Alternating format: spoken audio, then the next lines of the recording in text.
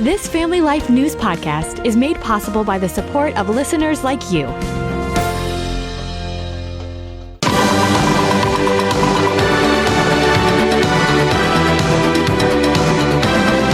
This is Capital Connection. Fridays during the Noon Report, we give you direct connection to all that's happening in Albany and Harrisburg with the experts on the issues at the state capitals. They are Stephen Hayford with New York Families and Michael Geer at the Pennsylvania Family Institute. Stephen, I want to begin with you talking about being on the wrong side of an issue. That's where New York's Attorney General Letitia James seems to spend most of her time. She has ordered that a New York City hospital continue offering irreversible sex change operations on minors. This hospital had ceased doing that. The Attorney General steps in and says, you will do this.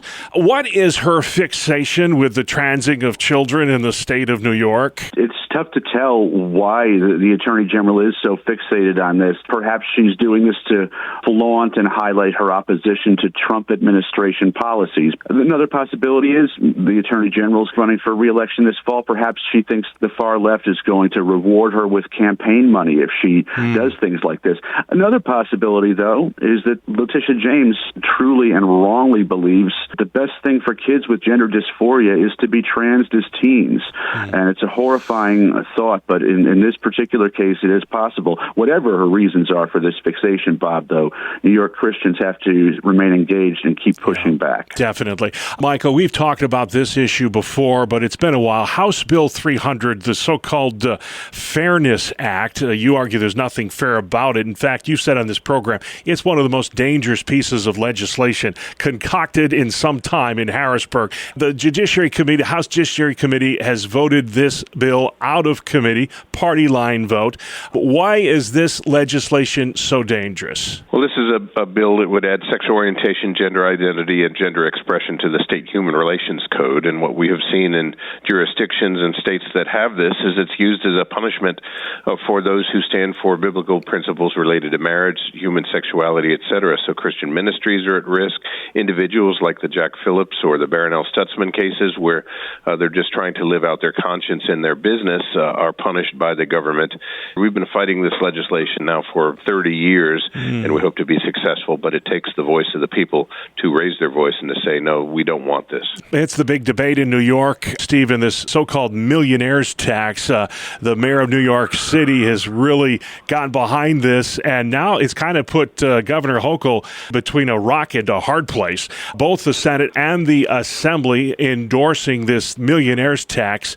The governor says she won't have anything to do with it. What are the chances that she'll have to cave and put this in the final budget deal? Bob, I don't think the chances are very good that this ends up in the final budget. Governor Hochul has made it clear repeatedly she doesn't want to raise income taxes on anybody, including millionaires. That's a long-held position. In an election year, I don't think the governor's going to want to look as though she caved in on a long-held position under pressure.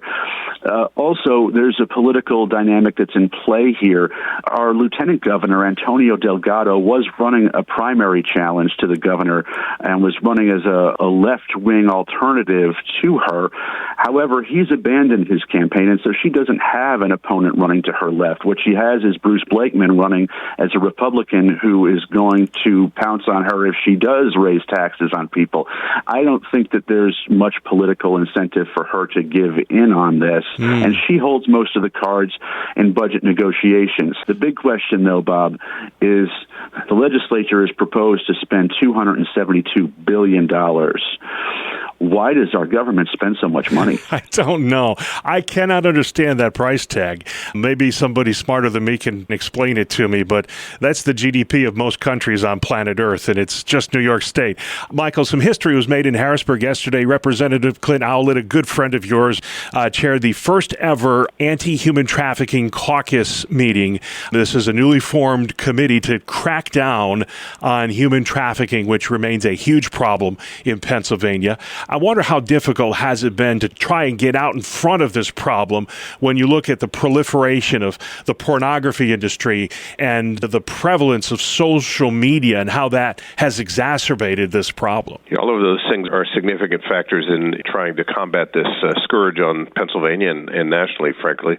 Human trafficking is one of the fastest growing crimes, especially in rural Pennsylvania, where it's often hidden, happening right in homes through online grooming on apps and platforms. The explosion of the pornography industry really worsens this by fueling demand for exploitation in the production of this. So it's a tough nut to crack. We again salute Clint Owlett and other members of the legislature in trying to get out in front of this and finally put this scourge out of business. Yeah. Stephen, I wanted to ask you, as New York begins to pave the way for physician-assisted suicide, it becomes reality in early August. I saw a study this week I had to ask you about. Maybe you saw it too. It shows 45 Canadians a day are dying from doctor-assisted suicide. The death culture that is about to invade New York, this medical aid in dying act. What concerns you the most? Bob, I wish there was just one thing that concerned me the most about this. There are several concerns. One concern is that people are going to choose this because they've been told something that turns out not to have been accurate.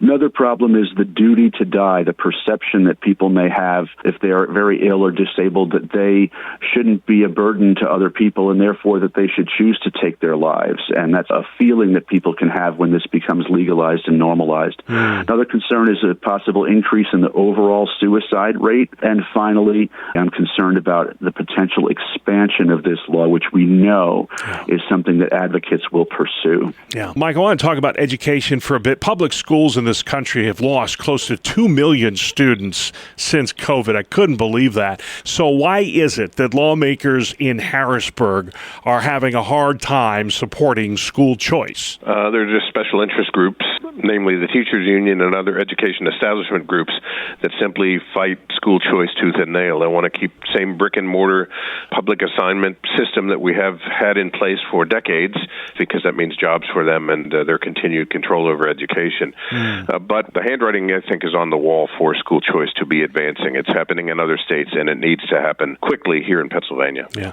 I had to check this next story twice, Stephen, to make sure I was correct. Queens Democratic State Senator James Sanders is sponsoring a bill that would bump the salaries of state lawmakers to $180,000 a year. Stephen, they're already the highest paid in the country.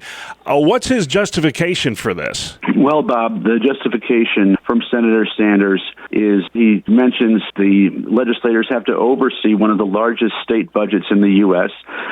He mentions continuous legislative sessions, extended budget and policy negotiations, and emergency and crisis response functions. If overseeing a huge budget justifies a bigger salary, then the legislature can just cut the budget and not have to ask for a raise. As far as continuous legislative sessions are concerned, our legislature is in town from January through June, and unless a special session is called, they don't have to come back to Albany after that. When it comes to budget and policy negotiations, New York is notorious. We have 3 people in a room, so the regular legislators are usually not that involved in the nitty-gritty of those negotiations. And then the most absurd, the emergency and crisis response functions. And Bob, I had to laugh thinking back to 2020 when the COVID pandemic hit and our legislature granted Governor Andrew Cuomo emergency powers and then left town. That wasn't much of an emergency and crisis response function. So I find the senator's justifications to be anemic at best. Yeah. And then finally, Mike, we began with the House Judiciary Committee. We'll end with it. Senate Bill 9 is this Fairness in Women's Sports Act, which you have championed for years to get biological boys out of girls' sports. It doesn't seem to be going anywhere. Explain what's happened in the House Judiciary Committee this week. Well, the normal course of action in legislation is if it passes one chamber, it moves over to the other chamber, they assign it to a committee, the committee makes a vote up or down, and then if it passes that committee, it then goes to the full floor for a vote.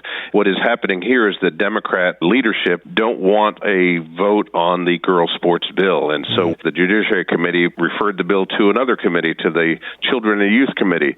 But previous to it coming to the Judiciary Committee, it was in the Education Committee, and then before that it was in the Health Committee. They just keep moving it from place to place to avoid a vote because they're beholden to their special interests. Yeah, we call that kicking the can down the road or punting the football, whatever you want to call it, is outrage there in Harrisburg. Hey guys, we've been a lot of places, but if folks have questions about any of the topics discussed today, or they simply want to learn more about the Pennsylvania Family Institute, Michael, where can they find you online?